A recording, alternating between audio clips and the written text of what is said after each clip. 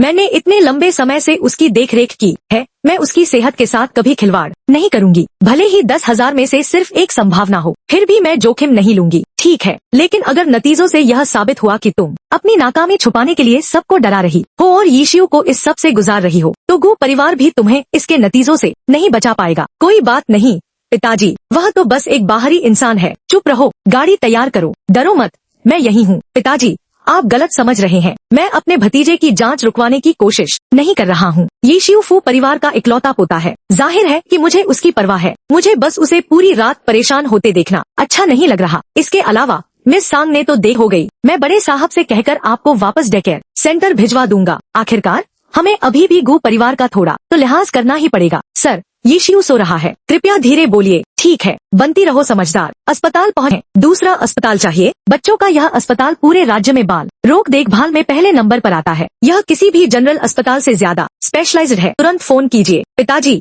धीरे चलिए, बैठ जाइए। उसकी हालत कैसी है? हमने खून का सैंपल ले लिया है और आगे की जांच कर रहे हैं। फिलहाल ऐसा लगता है कि उसने कुछ निगल लिया है। गनीमत रही कि आप इसे सही समय पर ले आए। 2 दिन और देर होती तो गंभीर नुकसान हो सकता था। उसकी उम्र के बच्चे भले ही फुर्तीले दिखें, लेकिन उनका इम्यून सिस्टम कमजोर होता है। मिस सांग, आज आपने जो किया है उसके लिए हम आपके शुक्रगुजार हैं। फू परिवार आपका कर्जदार है। उन्हें पहली बार मुझे मिस सांग कहते सुनकर थोड़ा अजीब लग रहा है। वैसे इसमें ऐसी कोई बात नहीं है। मिस सांग, आज आपके साथ अन्याय हुआ है। आप घर जाकर आराम कीजिए। मैं खुद आपसे मिलने आऊंगा और यह पक्का करूंगा कि आपको सही मुआवजा मिले। यह मुझे वापस भेज रहे हैं। वे शायद इस पारिवारिक मामले को आपस में ही सुलझाना चाहते हैं। फू परिवार का छोटा वारिस होना भी आसान नहीं है। बेचारा बच्चा इतनी सी उम्र में ही एक अमीर परिवार की पावर स्ट्रगल में फंस गया है। आपकी मेहरबानी है सर, मैं तो बस अपना फर्ज निभा रही थी। उसे दवा दे दी गई है और कुछ दिनों तक देखरेख में रखने की जरूरत है। वह सही समय पर आ गया था। वह बिना किसी स्थायी असर के पूरी तरह ठीक हो जाएगा। बेटा,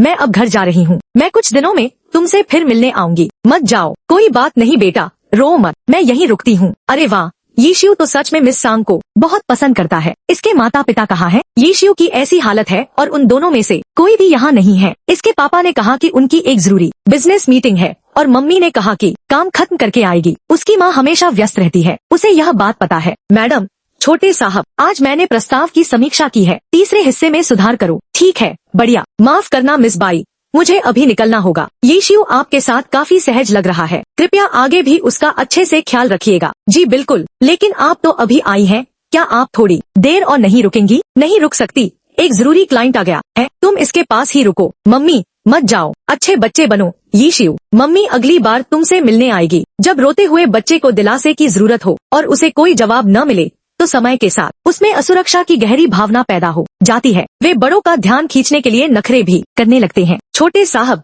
धीरे भागिए। फू परिवार का यह बच्चा सच में संभालना बहुत मुश्किल है। इसमें कभी न खत्म होने वाली एनर्जी है। दिन भर उधम मचाता रहता है। भला कौन संभाले इसे? लेकिन यीशु अपने पेसिफायर चुस्नी पर बहुत ज्यादा निर्भर है।